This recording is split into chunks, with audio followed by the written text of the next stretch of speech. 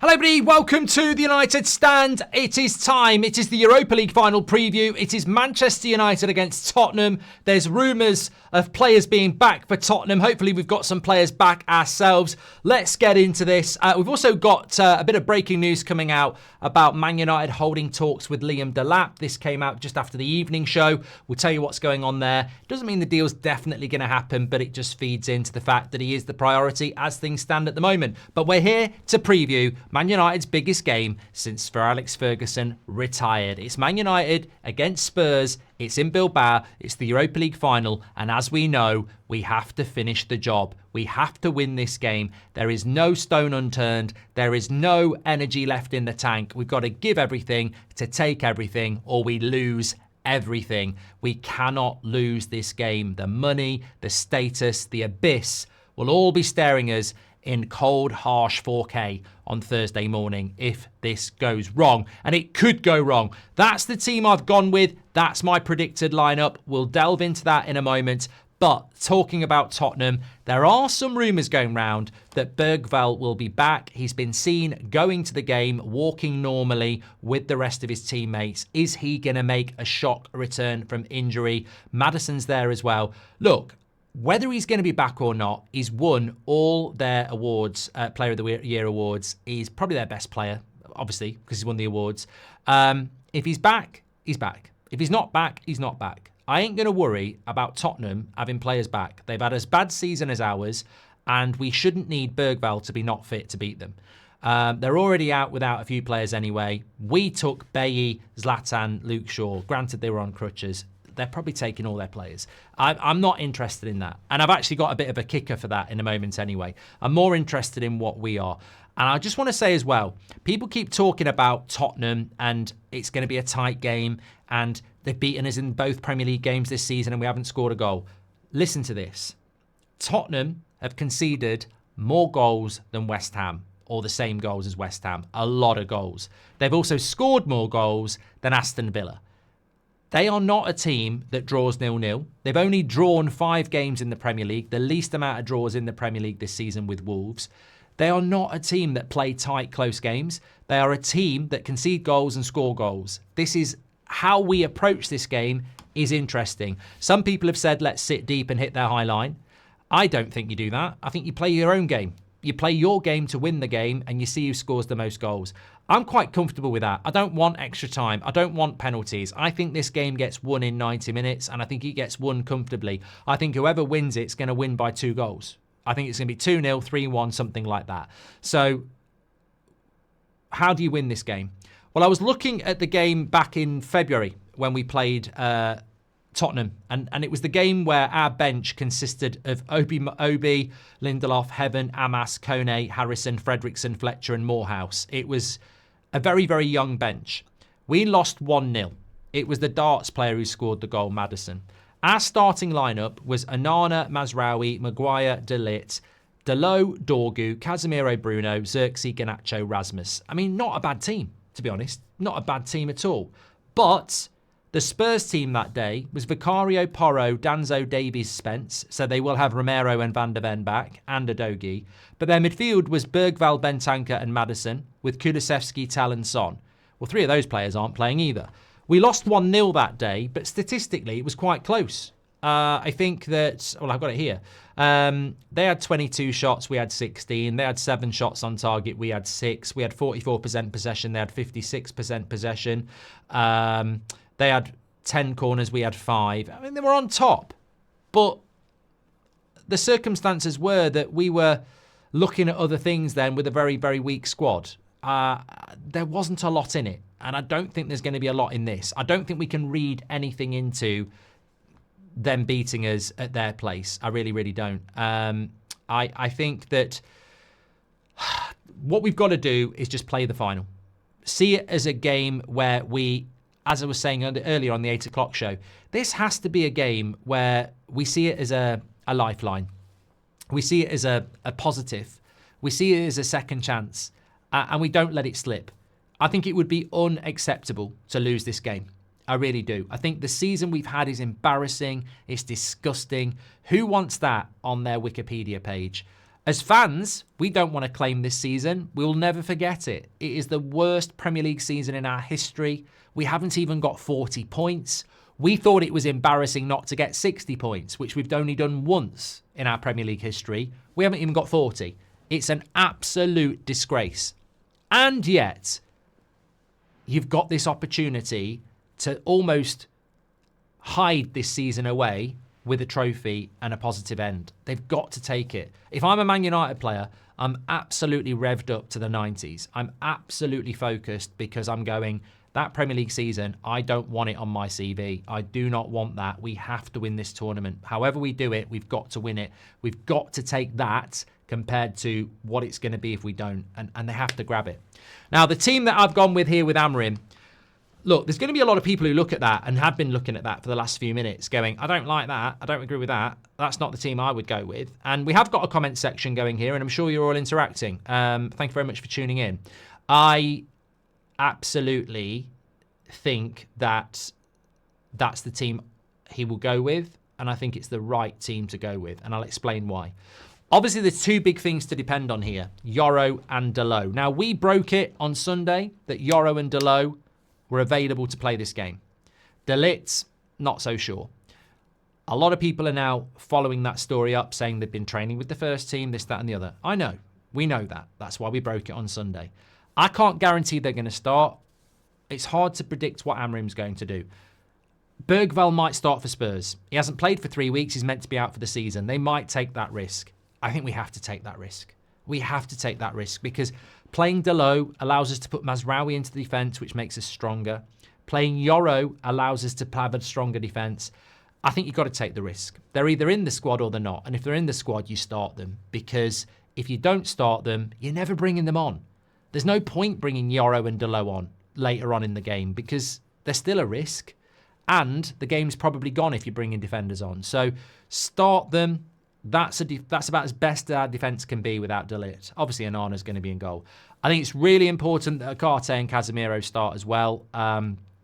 Spurs do have energy in that midfield. They do have aggression. They do have tenacity. Bissouma, Sarr, Bentancur, maybe Bergvall. You can't just put Bruno in there and Casemiro. We could get overrun. You've got to put Ugarte in there. Obviously, as the game becomes more stretched, you might want to change that. You've got more attacking options like Mainu, like Mount, etc.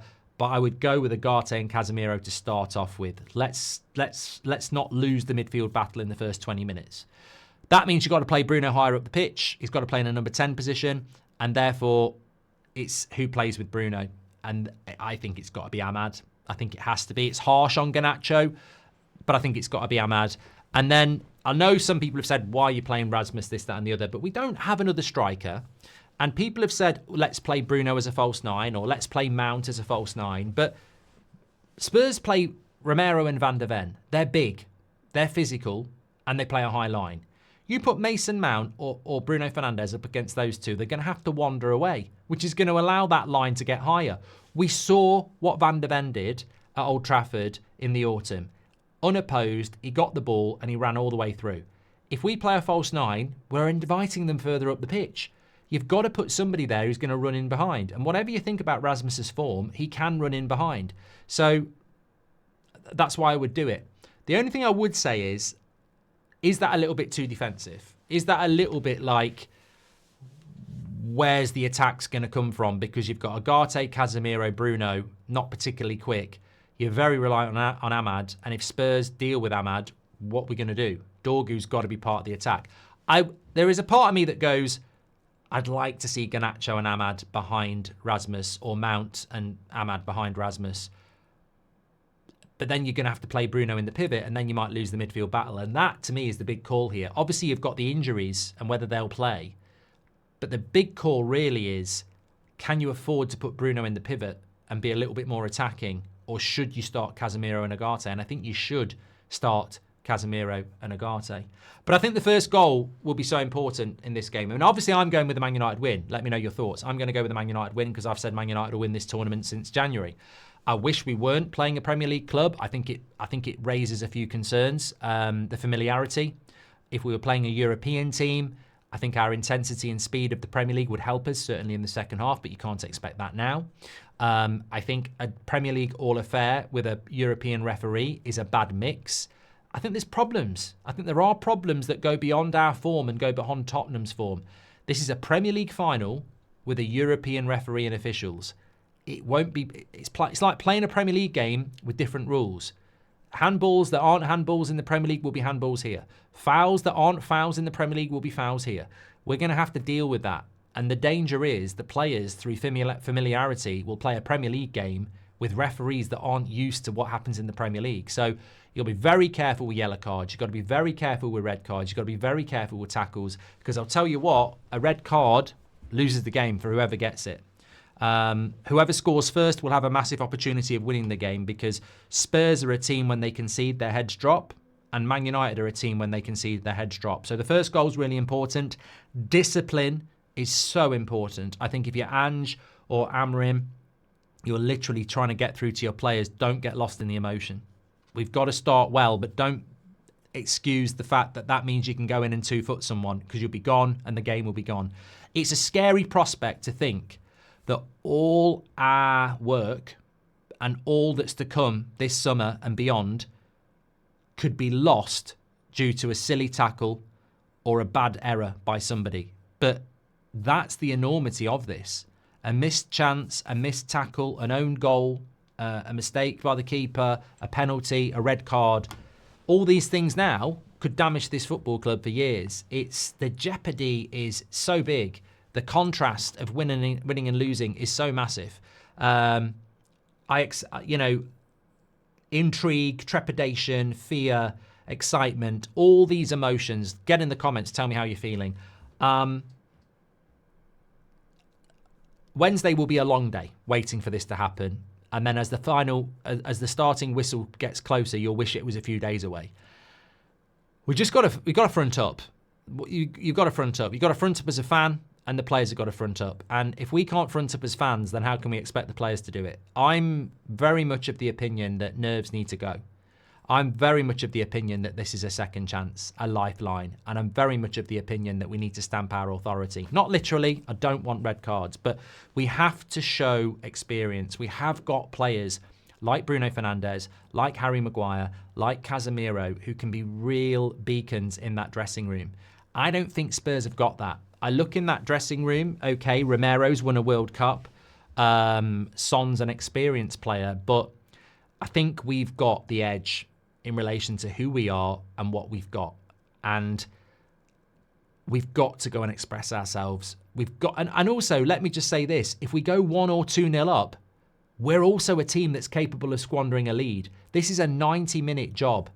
That there cannot be drops in concentration. And I think that's something you've got to be wary of as well. There's a lot of young players on that pitch. There's a lot of inexperience as well. So I just really hope in the first 20 minutes, I see a United side that wants to pass the ball and they continue to want to do it. What I don't want to see is, good run, and he had a shot from 30 yards. I don't want to see that, because that's been a blueprint for failure for too long. If we've got players in that team who think, I want to be the hero, and they start hitting hero balls and hero shots, it's going to be our undoing. This is about discipline. This is about rhythm. This is about chemistry. This is about getting the job done. This is about no margin for error. We've played 38 Premier League games and embarrassed ourselves. You've got 90 minutes to put it right. You should be able to do that. It's a short period of time to put it right. It's an opportunity. We absolutely have to do it. Absolutely have to do it. Let me know what your thoughts are there. It's time to get serious, and it's time for Manchester United to do it. Let me know what your thoughts are on the lineup as well. Just on this little bit of breaking news that's coming in, by the way. Literally came in just after we'd finished our stream, actually. There's still talk about Cunha, here we go, happening very, very soon. And you know what, I still think that could happen before the final, whether that's a good thing or a bad thing. But Laurie Whitwell in The Athletic has put this out. Manchester United hold face-to-face talks with Liam Delap, granted permission by Ipswich. Delap to discuss transfer with all suitors, including Chelsea, before making call. United also advancing move for Cunha, release clause payable in 3 instalments. That's interesting on Cunha, on the instalments, which means we're going to have to give Wolves about 25 million No, it won't be 25 million over 3 years. It'll be 20-something million, won't it? Because it's a 62 million release clause. I get it. I guarantee it's 22 million. I bet it's 22 million over 3 years and they get 66. I get a little bit more for instalments. It's what we did with Xerxes. As for the Delap story, look, we broke this a long time ago. We think we've beaten Chelsea and he's our priority. So Man United holding talks with Delap doesn't surprise me. What do you think priority means and beating Chelsea means? This is the player that Man United are moving on. I'm hoping they're going to pivot to Gyökeres. They may get both. I don't think they will, because I don't think Liam Delap... I've seen people saying, oh, this means we're going to get both. I don't think Liam Delap is going to sign for Manchester United to be on the bench. He wants to sign to start. I don't think he signs to be on the bench. So I don't think we're going to get both. I think at the moment, as the Hotometer says, Liam Delap is 8 out of 10 and Gyökeres is 3 out of 10. I'm comfortable with the fact that we're having talks with him. You've got to have talks with him if you want to get him, and you've got to sell him the story. But I'm hoping that if we do win this game on Wednesday, we go all in on Gyökeres. But that might be too late. That might not be a possibility, in which case you've got to sign Delap. And it's not his fault. It's not the striker I want, and I'd hope he'd understand that, because Gyökeres, Osimhen, etc. are on a different level to him. But this is the player that Wilcox really likes. This is the player that Amrin might be the best he can get. So we can't be blaming and we can't be sulking about it. We've had plenty of warning about it. He's going to talk to... I mean, I don't know why Chelsea are looking at him. I think Chelsea need a more experienced striker as well. But I'm not surprised by this. And if what we were told a few weeks ago is true, we will get him. We will win the race because he wants to come to us over Chelsea. So let's see how that develops. It's not shocking. It's not surprising. But this game could change that. This game could change who we end up signing. But Arsenal will still be favourites for Gyökeres. It's whether we can convince the board and the player to go and do a deal. Because let's be clear here. If Ruben Amorim's saying, I really want Gyökeres for 55 million, and so Jim knows Delap's going to cost 30, I'm pretty sure it's very obvious which cheque he's going to want to write. So these are still problems. These are still problems. Can you get the players that you need to make the difference that needs to happen when you run like a business? You get what you pay for. If you go for the cheap cuts, it's not going to taste as good. Thanks everyone for watching. Get your comments in below. Big one. Big game. Lots for you to get your comments in. Get them in. Thanks for watching. Make sure you smash a like on the video. I'll speak to you on the next one.